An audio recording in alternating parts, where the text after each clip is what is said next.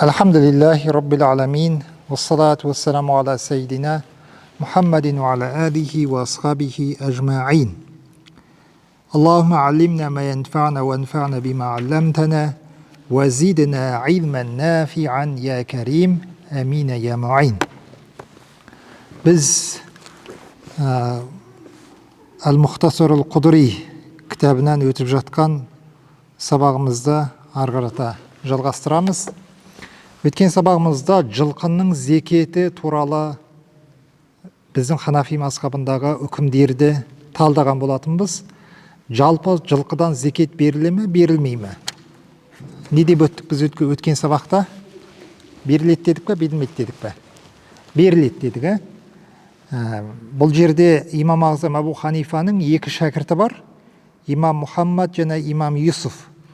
Осы кісінің берілмейді деген сөзі бар, бірақ ғалымдар, үлкен кейінгі ғалымдар бұл кісінің берілмейді дегендегі мақсаты жай бір жылқылар емес дейді.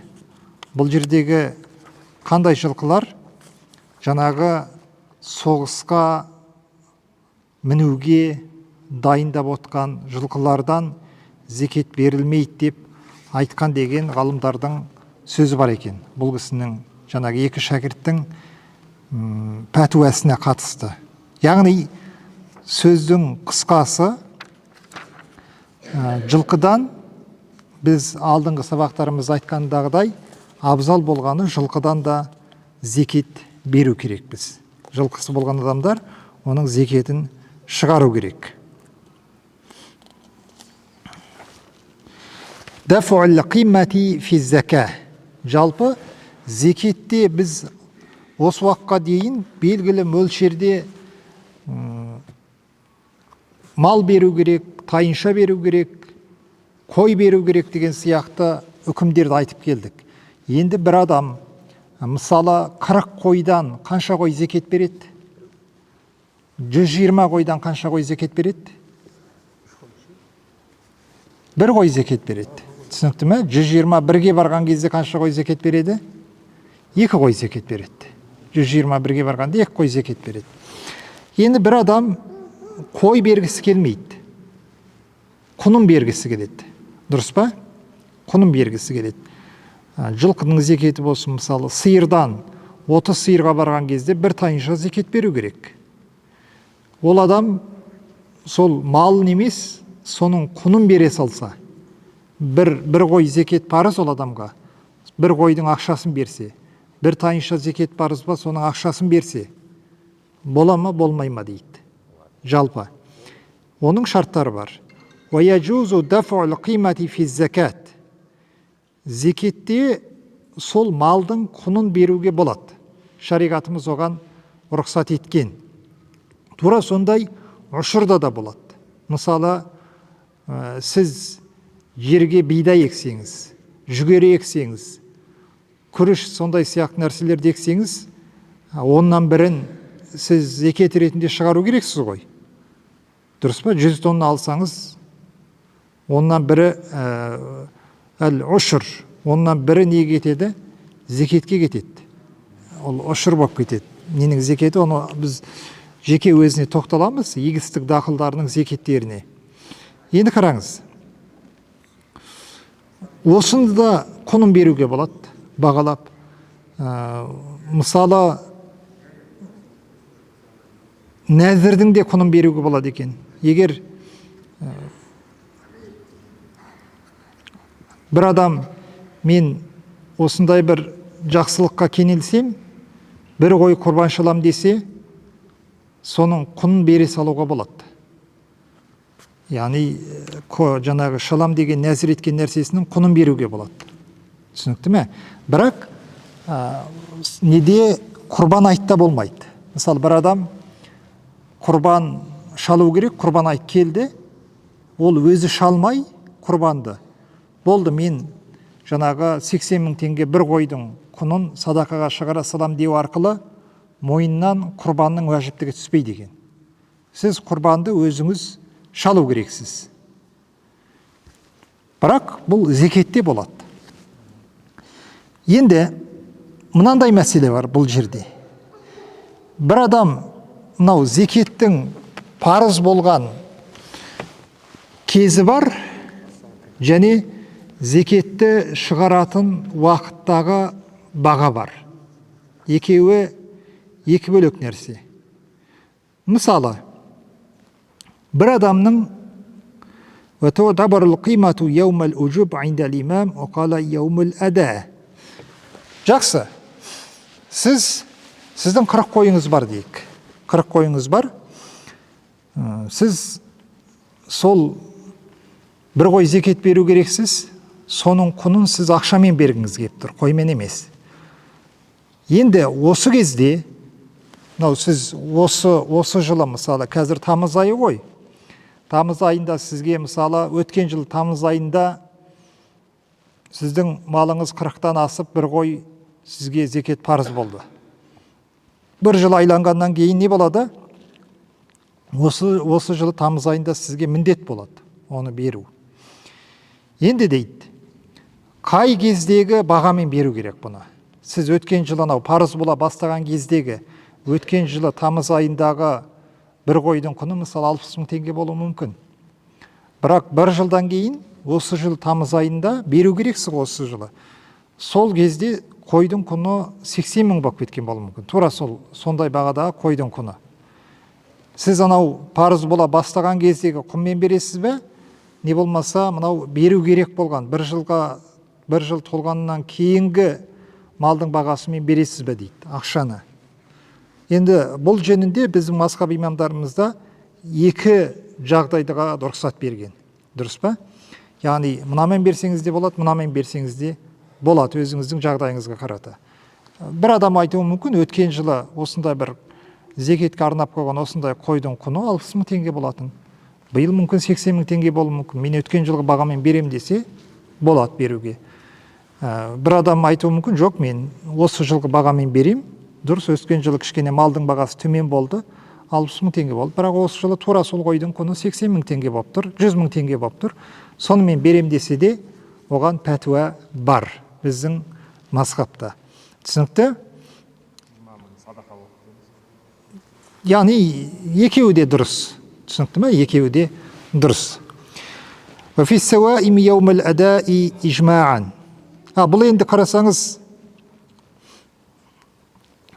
وتعتبر القيمة يوم الوجوب عند الإمام وقال يوم الأداء وفي السوائم يوم الأداء إجماعا. Мынандай нәрсе бар. Жаңағы кешіріңіздер, бұл жаңағы айтқан нәрсе негізі неге байланысты? Неге байланысты екен? Егістік дақылдарына байланысты нәрсе. Екеуі де болады. Бірақ бұл жерде біздің фиқ кітаптарымызда 4 түлік малға қатысты дейді. Ол 4 түлік малға қатысты сіз беретін уақытта құны қанша, сонымен бересіз. Түсінікті ме? Сондықтан бір жинақтап алыңыздар. Беретін уақытта құны қанша, сонымен беру керек. Жаңағы біріншісіндегі ол егістік дақылдарына байланысты. Мынау екіншісі, беретін кезде мысалы қойдың құны 80 мың теңге болды ма, ол қой өткен жылы турасыз, мысалы сіз не істедіңіз, бір 3 жасар ма 4 жасар қойды зекетке берем деп зекет парыз болған кезде ниет еттіңіз, бірақ сіз әлі берген жоқсыз, оның құны ол кезде 80 мың теңге болатын. Ал бір жыл толды, беру керек уақыт келді, мен өткен жылғы 80 мың теңгені берем деп айта алмайсыз. Осы жылы ол қой 100 мың теңге болып кеткен болуы мүмкін, сол 100 мың теңгенің құнын шығарасыз дейді. Бұл сиырға да байланысты, бұл түйеге де байланысты, 4 түлік малға байланысты нәрсе. Ал енді осы жердегі құнды бағалаған кезде жалпы сол елді мекен бағаланады. Түсінікті ме? Сол елді мекенде бағасы қанша, сол есеп қалынады. Сіз мысалы осы жерде 130 қойыңыз бар, 2 қой зекет беру керексіз. Осы орталық Қазақстанда, Қарағанды өңірінде. Сіз енді оны ақшамен берейін деп жатсыз. Сіз осы жерде, осы жердің базарында сол қойдың, 2 қойдың құны қанша, соны есептейсіз. Түсінікті ме? Барып, мүмкін мысалы батыста, мүмкін оңтүстікте, мүмкін басқа жерде қойлардың құны арзан болуы мүмкін. бұл жерге қараған кезде. Сіз айта алмайсыз, анау басқа жақта қойдың құны арзан, мен мысалы батыс Қазақстанның қойларының құны мен есептеп берем, немесе оңтүстіктің қойларымен есептеп берем деп айтуыңызға келмейді. Қай жерде өмір сүріп жатсыз, сол жердің малының бағасы бойынша беру керексіз дейді. Бұл енді әртүрлі жағдай болуы мүмкін. Мысалы керісінше басқа жақта қымбат, бұл жерде арзан болуы мүмкін. Онда сізге кішкене жеңіл болады, құнымен берсеңіз мысалы. Валайса фил ауамили, енді жұмысқа пайдаланып отырған малдан зекет берілмейді. Мысалы бір адамның енді өткен замандарда болды ғой, сиырлармен, өгіздермен көшетін болды. Мысалы жылқысы болуы мүмкін, бірақ жылқылар жұмысқа ұстап отқан болуы мүмкін оны.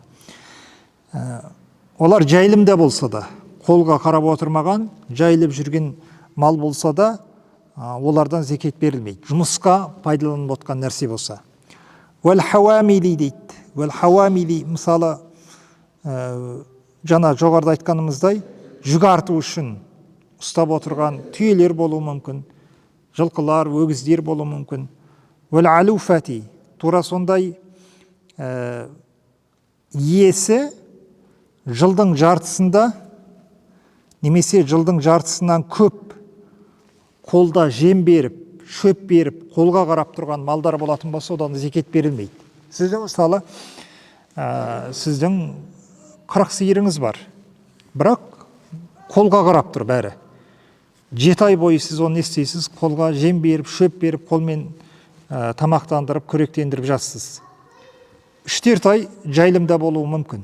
Бірақ жылдың көбінде сіз оған жаңағы шөп сатып алып өзіңіз, жем сатып алып, солай оларды бағып жатқан болсаңыз, онда одан зекет бермейді екенсіз. Өйткені не дейді? Зекет беру үшін бір шарты бар, ол өсу керек мал. Ал жылдың көп уақытында дейді, сіз оны шөп беріп, еңбек жаңағы жұмысшы ұстап, қолға қарап отырған болса, онда ол қалай деп айтсақ болады. Көріністе өсіп жатқанмен бірақ іс жүзінде өскен болып саналмайды. Өйткені оған көп шығын шығады. Шөпке, анаған, мынаған, жемге деген сияқты. Садақатын. Вәл хауамили вәл алауфати садақатын. Олардан зекет берілмейді, жалпы айтқан кезде. Ахзул мусаддиқи мин васатил мал.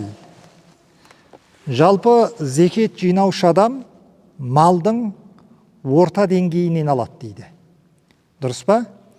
Вәлә яхузу әл-мусаддиқу хияр әл-мәл.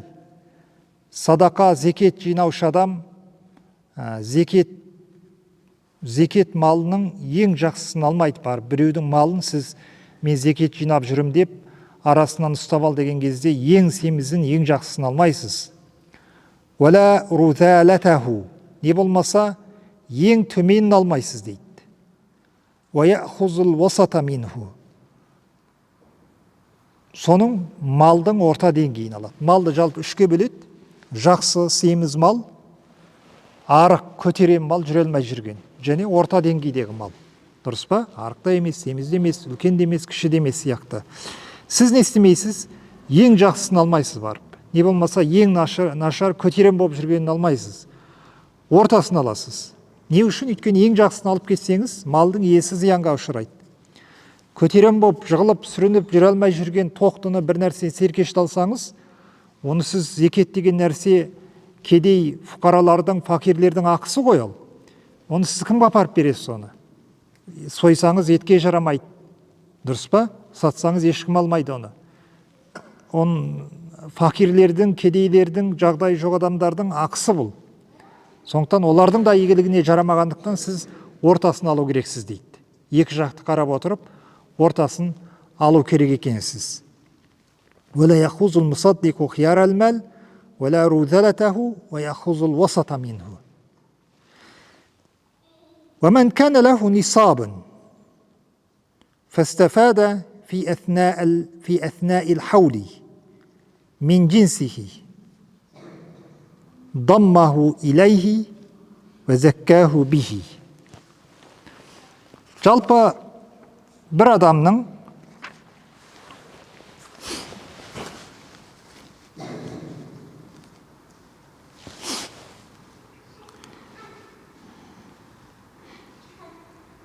ومن كان له نصاب бір адамның нисапқа жеткен малы болса, зекет беру керек болған. Жылдың ортасында дейді, сол малға басқа жақтан малдар қосылса, онда сол жаңағы зекет беру керек болған малға қосып, жылдың соңында барлығынан зекет береді. Мысалы, оған бұлай мысал келтіруге болады. Сіздің осы жылы тамыз айында 40 қойыңыз болды. Не болмаса 30 сиырыңыз болды. Зекет беруге мойныңызға жазыла бастады, парыз деп, дұрыс па? Мысалы, Жомарт ағаның мойнына зекет парыз деген жүре бастады. Осы сәттен бастап. Сосын енді жылдың ортасында ма, 1-2 айдан кейін, мүмкін 3 айдан, мүмкін 8 айдан кейін сізге біреу 20 қой не істеді? Сыйлыққа берді. Не болмаса 100 қой сыйлыққа берді. 140 болып кетті. Келесі жыл тамызға дейін. Не болмаса мысалы 30 сиырыңыз бар. Келесі жылға дейін біреу сыйлыққа берді. Бір жақтан мирас ретінде алдыңыз, немесе өсті деген сияқты 45 сиыр болып кетті мысалы. Жылдың ортасында қосылды ғой жан жақтан. Білмеймін, қай жақтан қосылса, сыйлық болса да, не болса да, әйтеуір қосылса болды. Қойға қой, сиырға сиыр. Онда сіз жылдың соңында не істейсіз? Соны жаңағы жылдың ортасында белгілі бір себептермен малыңызға қосылған малды есептеп, барлығынан зекет беру керексіз. Түсінікті? Барлығынан зекет беру керексіз. Мысалы, сіздің осы жыл тамыз айында 40 қойыңыз болса, келесі жылға дейін бір жақтан келді ме, біреу сыйлыққа берді ме, оның үстіне тағы бір 85 қой қосылып, 125 болып кетті. Сіз 2 қой зекет бересіз. Анау 80 қойға не толмаса да, жыл толмаса да 2 қой зекет беру керексіз. Ал енді өзінің жынысынан, өзінің тобынан болмаса, онда сіз одан зекет бермейсіз дейді. Мысалы, дұрыс, сізде 30 сиыр бар еді, бір тайынша зекетіңізді беру керексіз, бірақ бір жақтан белгілі бір себептермен сізге 20 қой қосылды. Не білмесе, мысалы 30 қой қосылды дейік. 30 қой берді сізге біреу. Онда сіз 30 қойдың бағасын есептеп, 30 қой демек ол 10 сиырға тең келеді. Демек мен 2 жасар бір тайынша беру керекпін. Бұл 40 сиырдың құны деп, сіз жаңағы 30 қойдың бағасын сиырға қосып, екеуінен зекет бермейсіз дейді. Сіз тек қана сиырыңыздан ғана зекет бересіз. Болды. Яғни жылдың ортасында қосылған нәрсе сол малдың өзінің тобынан болу керек. Сиырға сиыр, қойға қой деген сияқты.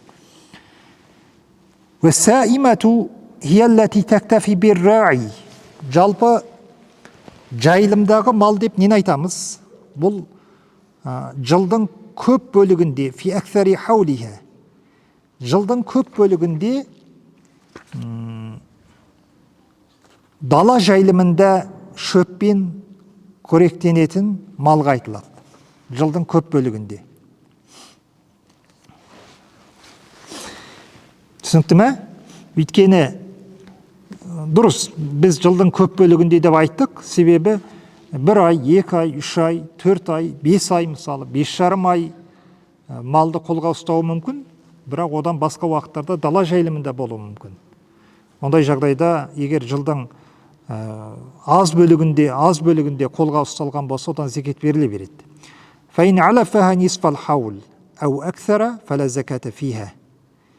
Егер дәл, мысалы, жарты жыл болатын болса, 6 ай қорада, 6 ай дала жайылымында болса дейді, онда ғалымдарымыз берген абзал деген. Түсінікті ме? Дәл 6 айда болатын болса. Ал енді 6 айдан көп болып кетті. Мысалы, 6,5 ай, 6 ай 10 күн, 7 ай жемде ұстайсыз да, бірақ 5 ай бойы дала жайылымында. Онда зекет берілмейді екен. Түсінікті, 6 айдан көп болып кетсе. Берсе нәфіл болады. Түсінікті ме? Бойныңызға парыз емес деген сөз. Берсеңіз нәфіл садақа болып саналады. Яғни қандай да бір нәрсе парыз болмай тұрып, оны сіз орындасаңыз, ол нәфіл болып саналады. Az-zakatu fin nisabi dunal афу. Енді зекет жалпы нисапта, афуда емес дейді. Бұл жерде біз екі нәрсені біліп алу керекпіз. Нисап деген нәрсе не ол? Әрбір малда зекетті парыз қылатын белгілі бір сандарды нисап деп атаймыз. Мысалы, қойдың бір қой зекет беру парыз болу үшін қой қаншаға толу керек? 40 екен. Демек, 40 ол нисап болып саналады. Түсінікті ме? Бірден бастап 40-қа дейін ол нисап болып саналады. Ал енді екі қойға толу үшін біз қаншаға дейін қойымыз өсу керек? 120-ға дейін. Түсінікті ме? Яғни 40-тан бастап, 41-ден бастап 120-ға дейінгі аралықты біз не деп атаймыз? Әл-афу деп атаймыз. Афу деген кешірім. Яғни Алла тағала бұл жерде зекетті кешірген бізге. Түсінікті ме? 40-та бір қой болды ма? Сол бір қойдың құны, бір қой берілген зекетіңіз, мысалы 40 қойдықы дейді ол. Көрдіңіз бе? Бірден бастап 40-қа дейінгі малдықы. Ал 41-ден бастап 120-ға дейін сізде зекет жоқ. Алла тағала кешірім қылды сізге. Түсінікті ме? Әл-афу деп атайды бұны. Зекет осыда дейді. Зекет неде ол? Нисапта дейді. Көрдіңіз бе? Зекет нисапта. Ваз-закату инда Аби Ханифата ва Аби Юсуф фин нисаби дунал афу. Имам Ағзам Абу Ханифа мен имам Юсуфтың көзқарасы бойынша осы нисапта зекет. Яғни бірден бастап 40-қа дейінгі санда. 41-ден бастап 120-ға дейінгі санда емес. Екеуінің арасындағы айырмашылық не? Бұдан біз не ала аламыз дейді. Не аламыз жалпы?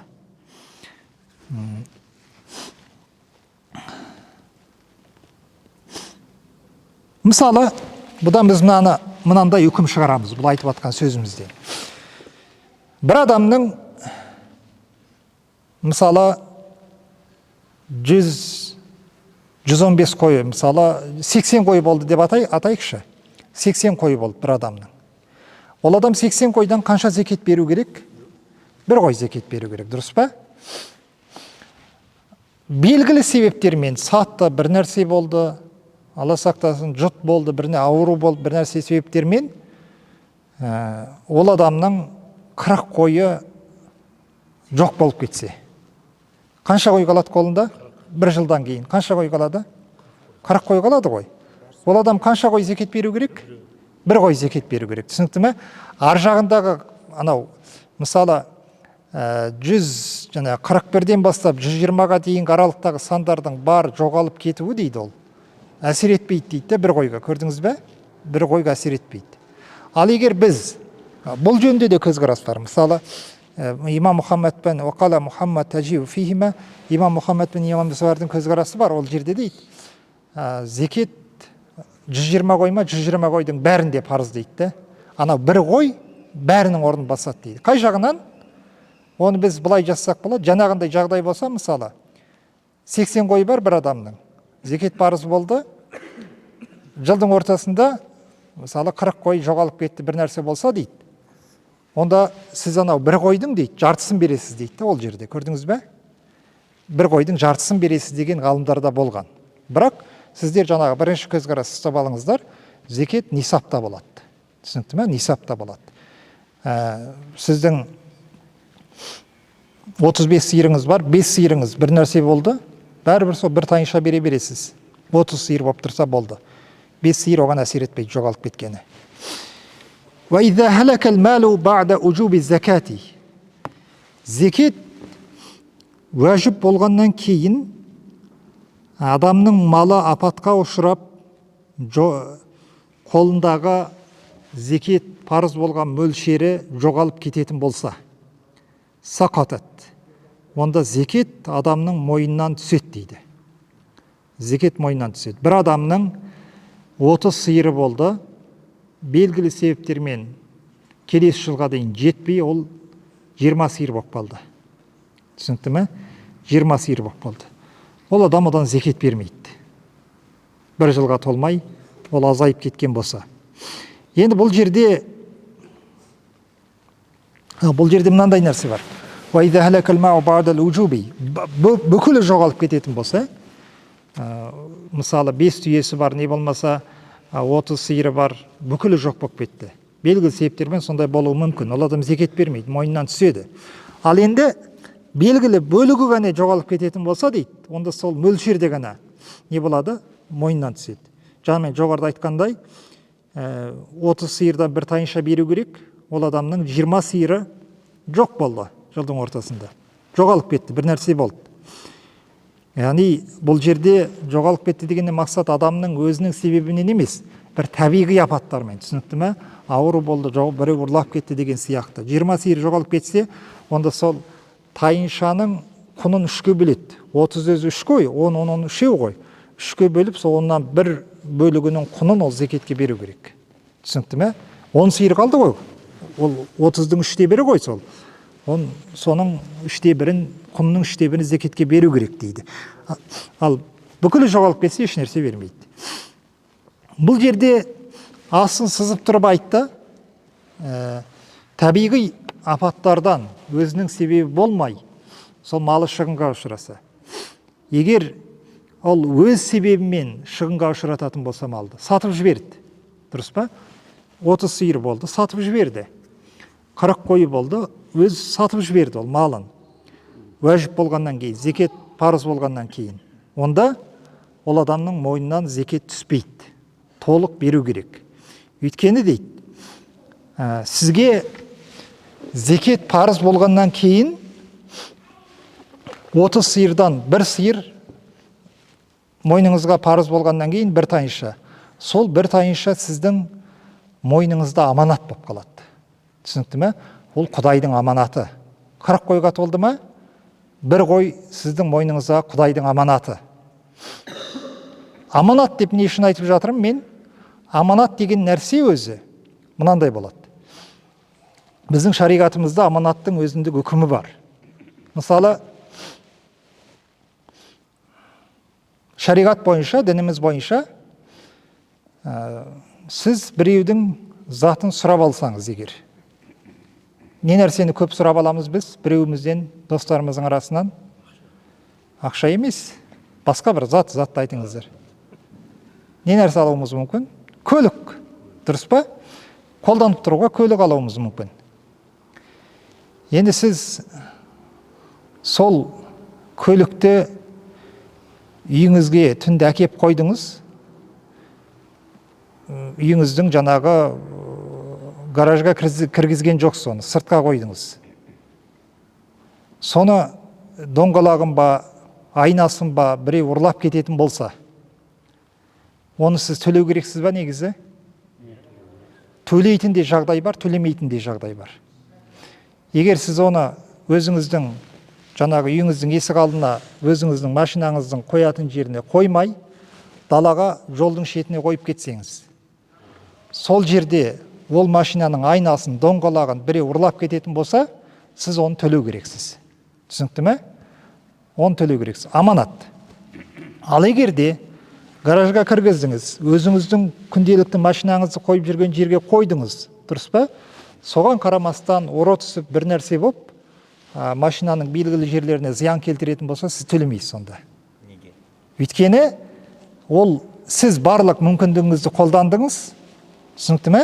Шариғатымыз бойынша осындай, барлық мүмкіндігіңізді қолдандыңыз, сіздің бір күшіңіздің деңгейіңізде болып жатқан нәрсе емес ол. Өзіңіздің затыңызды қоятын жерге қойдыңыз, түсінікті ме? Тура сондай, ақша да тура сондай дейді. Сіз мысалы біреуден ақша сақтап беруге сізге біреу қойды, сізге ақша. Мынау менің мысалы 500 мың теңгем сізге сіз сақтап берсеңіз деді. Сіз сол ақшаны өзіңіздің үйде тұратын, сейф бар ғой жаңа ақша салатын, соған салмай, басқа жаққа қойсаңыз, сол ақша жоғалып кетсе, сіз оны төлеу керексіз. Ал егер де өзіңіздің ақшаңыздың, сақтап жүрген ақшаңыздың қасына қойып, сол жерден жоғалып кетсе, онда төлемейсіз. Түсінікті ме? Жалпы шариғаттағы үкім осындай, аманаттың үкімі осындай. Алла тағала міндеттемеген сізге, мойныңызға, түсінікті ме? Шариғат бойынша оны төлемейсіз. Бұл жерде не болып жатыр? Аманат деп соны айтып жатырмыз да. Ал егер де мынау зекетте де тура сондай.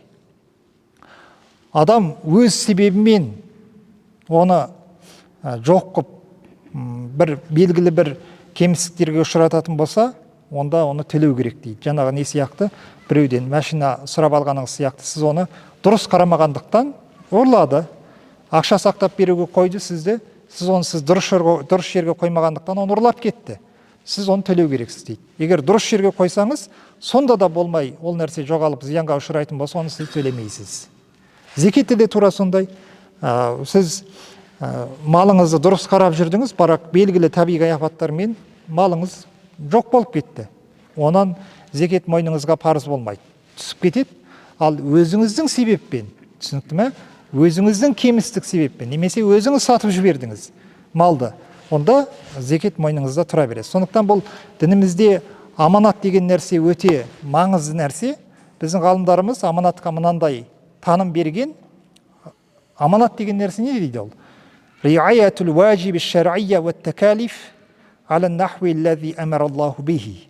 Жалпы Алла тағала бізге міндеттеген уәжіптерге, міндеттерге дейді, Алла тағала қалай бізге әмір етті, солай соны қолдану, ол аманат деген нәрсе осы. Мысалы, бұған көп нәрсе кіреді. Сіздің денсаулығыңыз аманат сізге. Түсінікті ме? Денсаулығыңыз аманат. Егер денсаулығыңызды Алла тағала әмір еткен сияқты, тыйым салған нәрселерден тыйып, Алла тағала әмір еткен, бұйырған нәрселерге қолдансаңыз, сіз аманатқа қиянат жасамаған боласыз. Ал егерде Алла тағала тыйым салған нәрселерге денсаулығыңызды қолданып, дене мүшелеріңізді қолданып жүрсеңіз, аманатқа қиянат жасаған боласыз. Тіліңіз де тура сондай. Алла тағала өтірік айтуға, алдамауға адамдарды әмір етті ғой. Демек, тіліңіз сіздің аманат. Егер сіз күнәлі істерге тіліңізді, сөзіңізді қолдансаңыз, аманатқа қиянат жасаған боласыз. Аяғыңыз аманат, бала-шағаңыз аманат, уақытыңыз аманат, көзіңіз аманат, дұрыс па? Қарамауға тиісті нәрселерге қарасаңыз, аманатқа қиянат жасаған боласыз сонда сіз. Ертең оған жауап бересіз, аманатқа қиянат жасағандығыңыз себепті. Сондықтан біздің үлкен ғалымдарымыз аманатқа сондай өте көңіл бөлген екен. Бұл енді аманат деген нәрседен осылай шығып кетті. Вадиа деген аманат мәселесін біз не істейміз? Ары өзі сабақта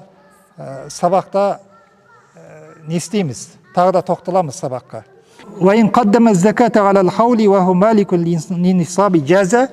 Егер мысалы зекет бізге парыз болды, соны алдын ала беріп қоюға болады дейді Алла қаласа. Енді бұл тақырыптарды келесі аптада алтын мен күмістің зекет бөлімін Алла қаласа келесі аптада біз оқитын боламыз. Алла тағала естіген білгендерімізбен амал жасау нәсіп қылсын. Раббана атина фид дуния хасана ва фил ахирати хасана ва қина азабан нар. Бирахметика архамар рахим. Аллах.